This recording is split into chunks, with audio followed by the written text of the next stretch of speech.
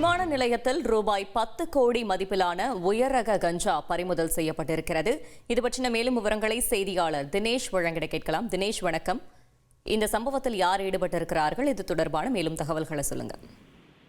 அதாவது Malaysia, Singapore, Dubai, இலங்கை போன்ற நாடுகளிலிருந்து பல்வேறு விமானங்களானது திருச்சி சர்வதேச விமான நிலையத்திற்கு இந்த விமானங்கள் வந்து கொண்டிருக்கிறது தினமும்.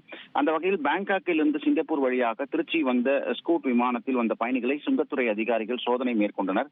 அப்போது பயணி ஒருவரினுடைய உடமையில் மறைத்து வைக்கப்பட்ட 10 கோடி ரூபாய் மதிப்பிலான 9.82 கிலோ ஹைட்ரோபோனிக் எனப்படும் உயர் ரக கஞ்சா ஆனது இருந்துள்ளது. அதனை பறிமுதல் செய்த அதிகாரிகள் அந்த பயணியிடம் தீவிர விசாரணை கொண்டு வருகின்றனர்.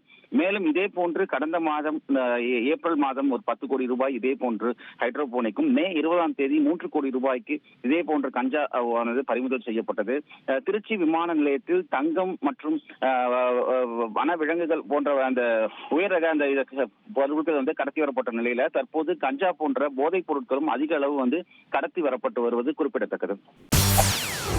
செய்திகளை உடனுக்குடன் தெரிந்து கொள்ள உடனே சப்ஸ்கிரைப் பண்ணுங்க.